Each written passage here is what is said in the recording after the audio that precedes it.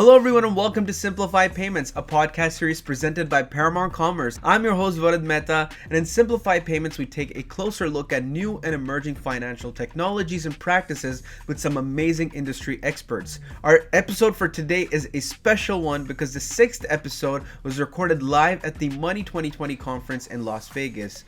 Our VP of Marketing and also guest host Christy Lewis got to explore how Agentic AI is shaping the future of Canadian payments. Our expert for today is Karan Puri, the Associate Vice President at TD Bank. So sit back and enjoy the show. Okay, hello everyone, and welcome to the Simplify Payments podcast.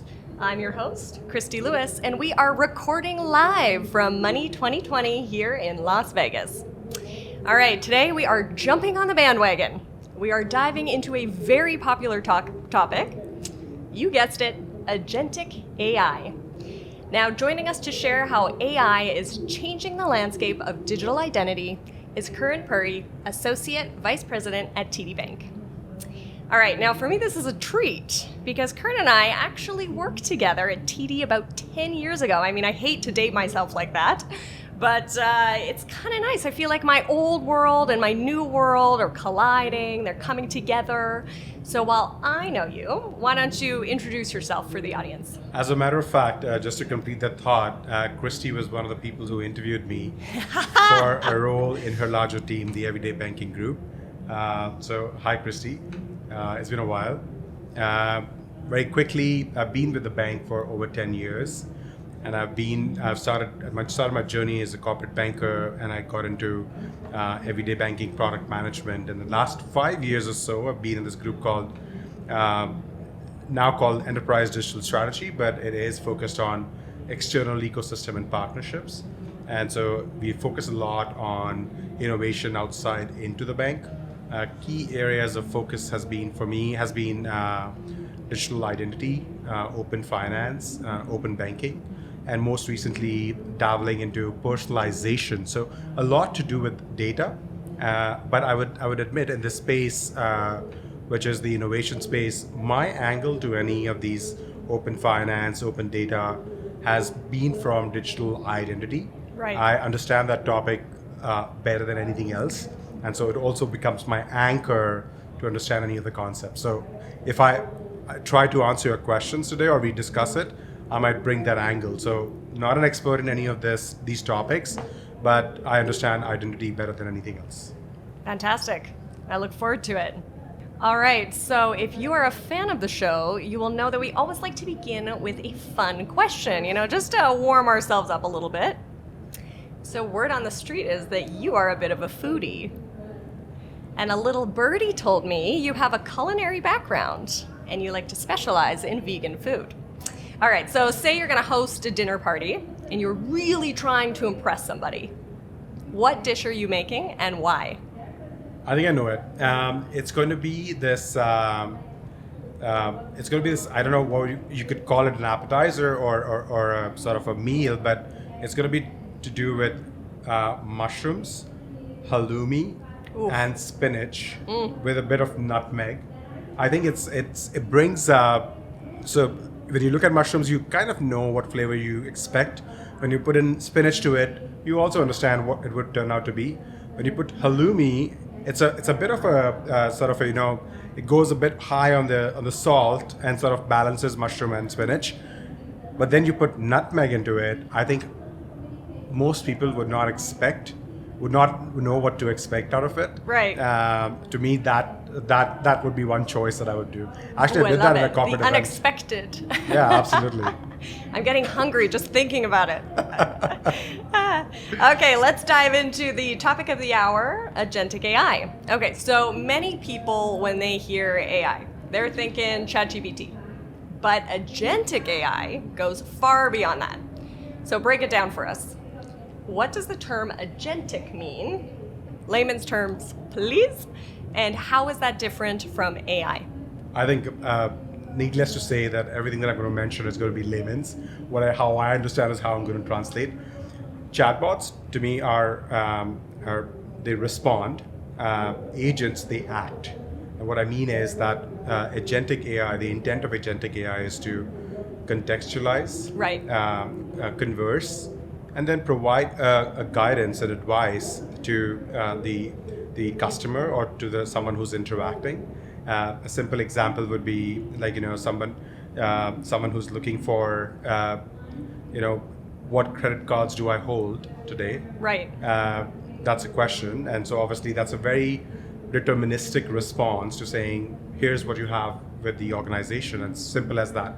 But when you start putting in some information around what do you use it for? Do you use it for travel? Are you duplicating your cards? Are you optimizing your rewards? Are you using them? Would you like to pay your next purchase on travel through your points? Yeah. I think that's when it starts getting into a chatbot, which is purely a triage, gets into a conversation and helps you sort of advise you, guides you to make a decision. That's my understanding of agentic AI. But when you bring it in a context of financial institutions or any large organization or any context, the key is data.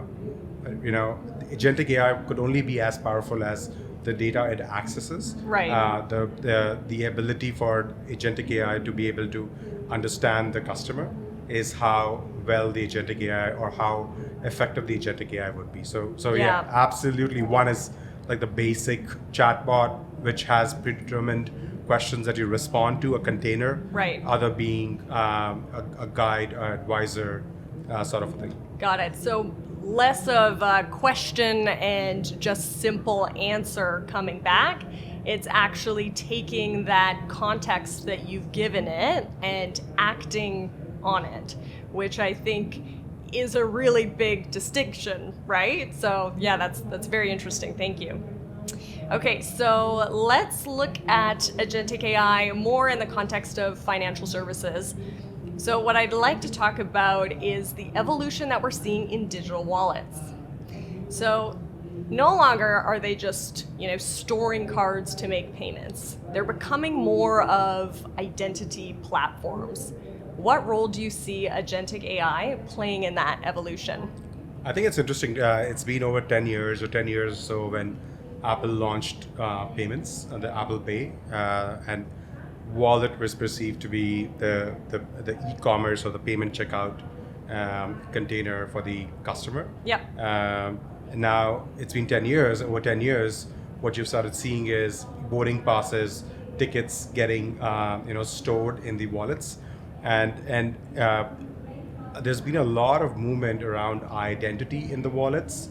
Mobile driver's license is one of them. Aadhaar card in India is the other, right, where a customer is able to carry that credential and is able to sort of store it and then use it when necessary, when required.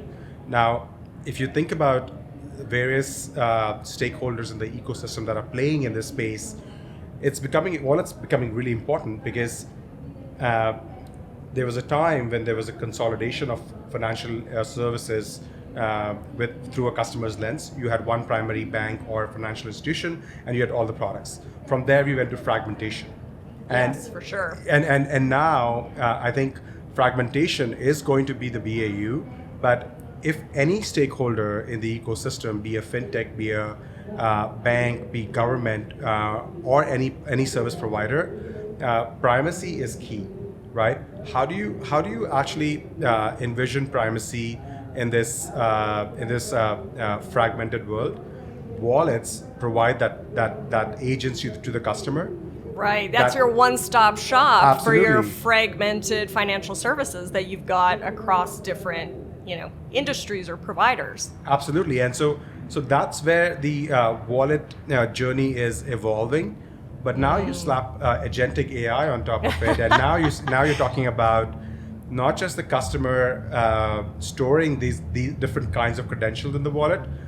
You can also determine the intent of those credentials. So if someone's asking for income now we're verification, getting exciting. Yeah. So if you're talking about income verification, yeah, what part of income verification are you looking for? Are you trying to answer a question that do you have X in sufficient balance to pay this card? Are you asking for a specific amount? Are you asking for your age? Are you asking if you are over 18? Right. You can respond to these specific questions, and the intent in the wallet with the agentic AI could sort of determine what piece of the credential could be shared. Right. Or do you even need to share the credential? You can share a response based on the derivative answering a mathematical question, are you over 18 or not, right? That's so interesting. Yeah, so instead of relying on, a physical piece of ID, all of that information can be stored and utilized for different purposes. So, yeah, to your point, if you're going to purchase something where you need to be over 18, instead of having to upload any type of new document, that could be done directly through the digital wallet. Yeah. And you could send a yes/no response through API, etc., back to that store or where you're looking to make that purchase. And I would like to state that in that whole credential aspect, be it the payments, the cards, the credit capability from different financial instruments, all of that reside. And naturally, when you think about it, in any ecosystem, let's say Canada, trust becomes such an important play. Definitely. And if the financial institutions, the banks, have the brand that signify trust with the customer, there is a role that the banks have or could participate. By no means this wallet war that has reignited, there is a clear winner. By no means, everybody has a role to play, every Right. stakeholder, but there are losers. Okay, and these losers are... There's no winners, but there are losers. Absolutely. So if you don't participate, you're still a part of the ecosystem. You definitely will lose, and the loss will be in terms of customer primacy. Right.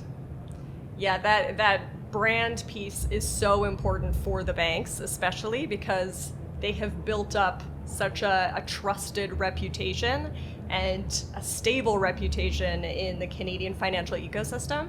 So ensuring that they're maintaining that trust and continuing that brand equity, even in this new world of agentic AI, is going to be very, very important. Absolutely.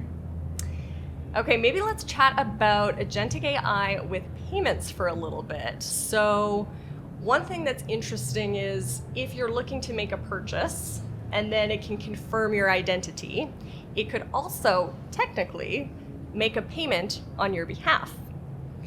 Do we see any challenges with that? I mean, I've read use cases on payments. I was reading about this use case where you're trying to plan your travel. You're trying to figure out which airlines, which hotel, which dates should you actually pick up the airlines to get the best price, etc. You have the entire plan chalked out. Right. Now you're trying to execute. Yes, the execution of execution, booking yeah. those different pieces of your travel. I know my friends in payments, they are sort of working on the agentic payment piece, etc., and they can speak eloquently on that topic.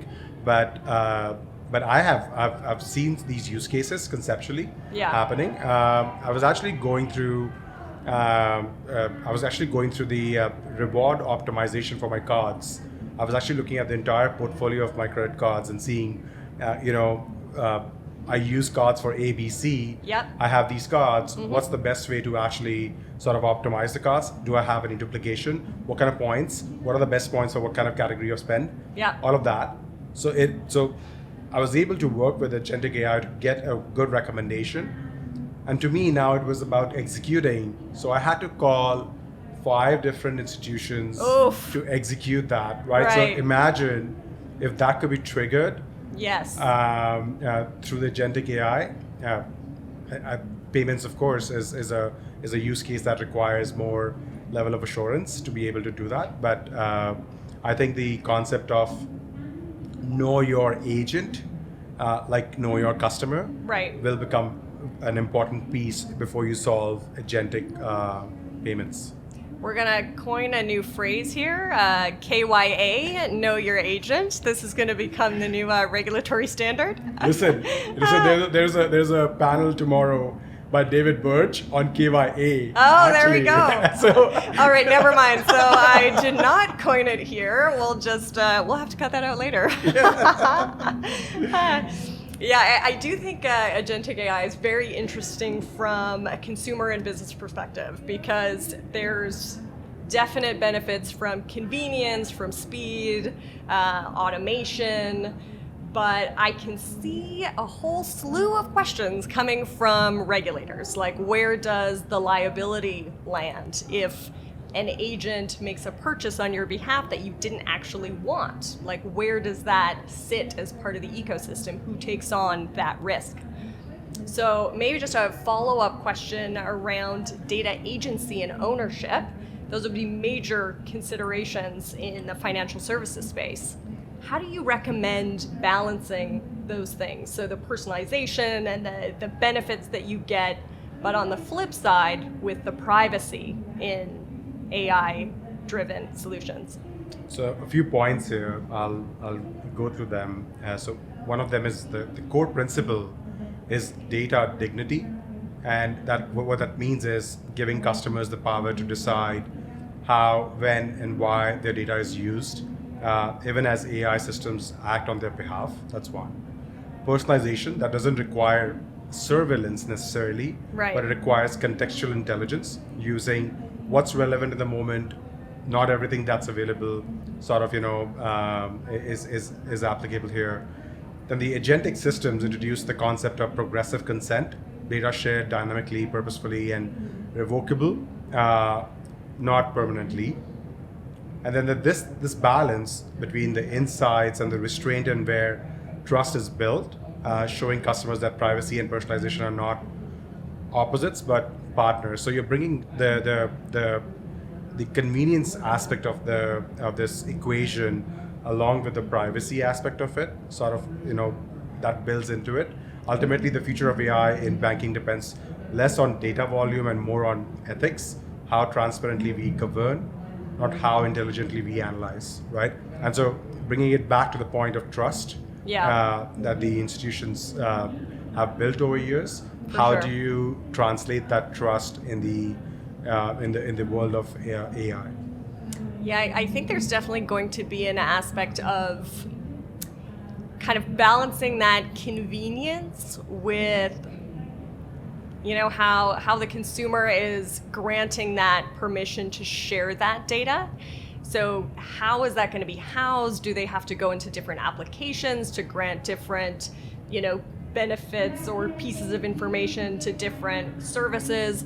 And I think kind of going back to that digital identity piece, if you have one consolidated place where all your information is, that's going to make that user experience for sharing that information a lot easier than if you have to log into every single banking application to grant, certain aspects of permission.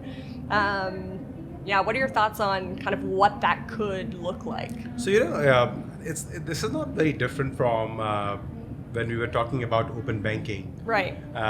Or consumer-driven banking. It is permission-led, right? And the whole concept of control tower, that the preferences and the intent is stored to make sure that the data that's been shared is for a specific use case. There was also a regulation on 1033 in the US which said financial institutions can consume data only for a primary use case and cannot use that data for a secondary use case, right? I think the ability for an organization to be able to store those preferences and call upon them when required, both on the organization side and also on the customer side, to remind them that, hey, this was a consent that was provided for this specific use case. Would you like to extend this to this use case? Right. Right. And so and asking that permission absolutely. To be able to use it cross use case. But what I've seen thus far in the open finance space, in the open banking space, I think the design of how do you build the customer experience, I don't think it's yet we're at a stage where we have figured out. We haven't gotten that far. Yes, absolutely. And I think design is going to play a huge role in how do you make this experience frictionless, seamless, while your intent with open finance is to make it convenient for the customers to be able to avail services, Right. but the entire experience of open finance or open banking has to be convenient for the customer to go through it to seek adoption, right? Yeah, that's an excellent point. I mean, sometimes we like to sit in our glass towers and think, how can AI work for us as part of the financial ecosystem? But really, the consumer or the business is going to drive a lot of that innovation based on their needs and what they want to do. So I think we also have to remember that the needs of the consumer should be at the forefront of anything that we're building through AI or digital identity at the end of the day. And just to complete the thought here, one point that I actually heard one of the panelists speak in the morning is the customer is not thinking about this, right? They don't live and breathe. Yeah, and they're not thinking they about don't open wake up banking. and they're like, Yeah. oh gosh, open banking. I can't wait to learn about this Yeah, today. I need a wallet. I need a open finance ecosystem. I need like banks to talk to the governments. They're not thinking about it. Right. Right. So we are thinking about it. So we better think about their perspective. How do we make it useful for the seconds of attention that they have on this topic or on this experience? How do we make it super seamless? Yeah. And deliver the use case that we intend to by investing so much in whether it's digital ID, open banking, agentic AI, and all of that stuff. Right. That's an excellent point. I think I'm going to kind of go back. A word that I heard you say a couple of times is trust. And I heard this actually on another panel today around if trust becomes the new currency in digital ecosystems, what does this mean for banks or fintechs? How do they earn that trust? And then more importantly, how do they sustain it? Sure. A few points here as well. Trust today is less about brand and more about behavior, transparency, ethics, and how responsibly AI acts on behalf of the customers. Yeah. So you're building that level of trust. I don't think we are there yet, but that's what the customers would want to make sure that they're making payments and they're embarking on these journeys which have significant implication. In order to do that, it requires shifting from simply saying trust me because I have a brand to actions that showcase the customer that their preferences of what they want to do, where they want to do, how they want to do is kept in mind. Right. And as I mentioned before, design will become a huge part of it to sort of instill the trust in a digital world, which includes AI predominantly. Every interaction is now a trust transaction. The system act fairly, clearly, and the customer's interest. The moments define the long-term loyalty. And then fintechs and banks alike must treat trust as an innovation metric, measured not just in uptime or accuracy, but in confidence retained. And finally, sustaining it means designing for accountability from day one. Trust can't be patched in layers. It must be built into the architecture when you're making decisions, whether it's on technology, data, or experience.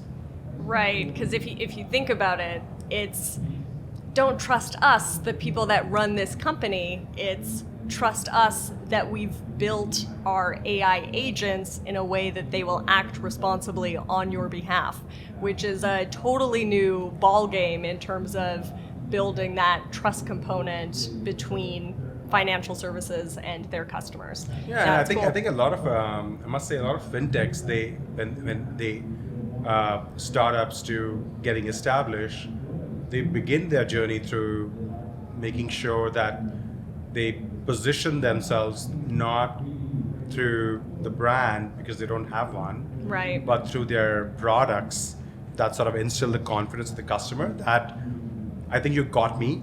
This is what I'm looking for. Now, they might do that in a box, in a container of one product, two products, but from there on, they start building their product suite.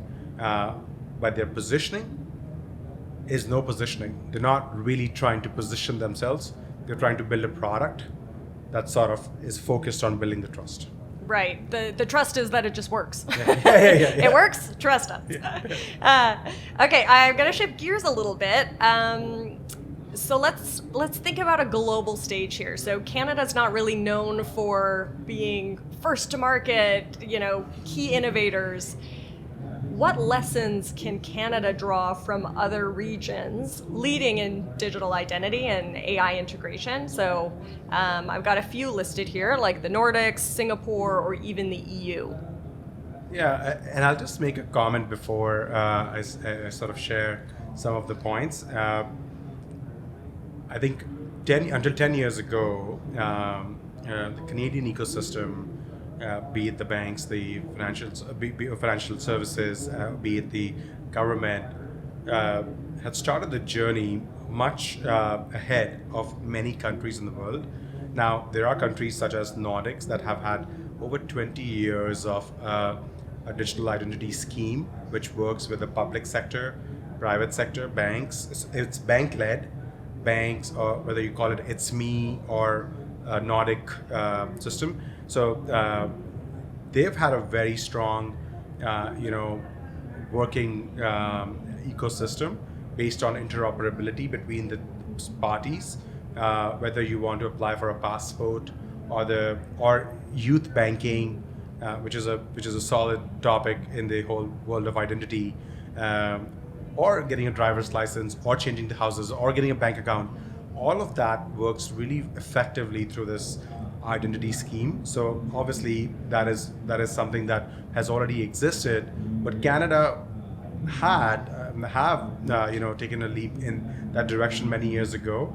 But I guess the politics and the way the climate has sort of gone through pre-pandemic and post-pandemic, we're trying to find the path to get to that direction again. But to your point, Nordic is an example of how you can make a digital identity scheme super simple, effective, and for the citizens. Singapore has a SingPass, which is been built in the very few years ago. It's not a very old system, and it works on, it's designed on interoperability, where citizens move seamlessly between government and financial services, because the standards are not siloed, and they're more shared. EU is in construction of building their identity scheme. It's called the EIDAS, which is a European wallet which can interoperate between the 27 country member bloc, and they've got very strong governance under the digital charter. So that's coming up, and that's something that we should watch as to how that pans out.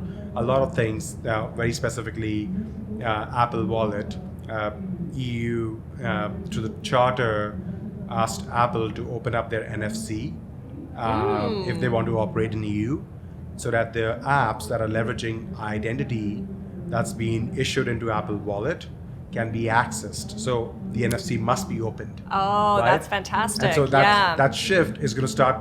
You'll start seeing that shift in different parts of the world, where Apple can no longer just say that, in EU this is open, in America it's not. Yeah, it's not. Right? So you can start seeing already mobile driver's license, which is a credential issued by the government, is being housed into Apple Wallet, Google Wallet, Samsung Wallet. So that's changing. With a good framework, you could have that ecosystem, and I think Canada should, watch for that, learn from these insights, and sort of make the move. And ultimately, it is about, Canada is a unique country. It's not, you can't replicate an Asia or a Europe or an America in Canada. Right. It's got its own characteristic challenges, political landscape, but there is enough learning in North America for Canada to learn. And I think I'm on the board of Digital Identity and Authentication Council of Canada, which the purpose of that is to sort of bring the public and private sector to solve for identity and authentication problems for the citizens. So hopefully, in this age of agentic AI and the ecosystem evolving so rapidly, the basics of identity will be first solved before we sort of jump and run Right. to solve other complex use cases. Yes, we need that baseline before some of the, sexier AI-driven solutions Absolutely. Come into play in the market. Yeah, that's really interesting. I do hope that Canada can learn from other countries that have done it successfully, kind of take the best of all worlds and then implement, ideally, a ubiquitous solution across different entities. Okay, I have one final question for you. I'm going to get you to get out your crystal ball. So looking ahead, let's say next 5 years, how do you envision the ecosystem of identity, wallets, AI, all of these things kind of merged into one, and what a truly agentic financial experience might look like for Canadians? Paint that picture for us. I'll try to do that with some points. One, the convergence of identity, payments, open banking coming together, and AI sort of bringing it together and ensuring that the experience that we have for the customers is what it needs to be, including accountability, etc. Your wallets will not just be storing the credential kind of a container. It would act on behalf of the customer. Customer has the agency. AI provides them the capability to make decisions. For Canadians, that would mean that AI agent that compares rates, let's say for example, across institutions, renew government IDs, pay bills, to avoid interest, or suggest sustainable investments, all invisibly, safely, and transparently. And on the ecosystem side, we'll see tighter collaborations between public and private sectors, a shared fabric of interoperable identity and data standards. And finally, the winner in this topic won't be the ones that have the most data, but the ones that ones that the citizens trust the most to act responsibly with the data that they have. Yes, those are the ones that are going to win, the ones that earn the trust. Amazing. Well, thank you. This has been a fabulous conversation. Thank you. Thank you for having us. And thank you, Money 2020, for letting us record this live from Las Vegas. And so good to catch up with you, Christy. Oh, likewise. Awesome. Let's not wait 10 years to do it again. That's good. That is our episode for today. We want to thank Karan Puri, the Associate Vice President at TD Bank, for joining us today and explaining the significance of Agentic AI and how it's going to impact the Canadian payments landscape. If you have any questions for Karan or us, please comment them down below. Please don't forget to like and share this episode and subscribe to our YouTube channel. Thank you so much for tuning into the Simplified Payments podcast presented by Paramount Commerce. I'm your host, Varad Mehta, and I'll see you soon.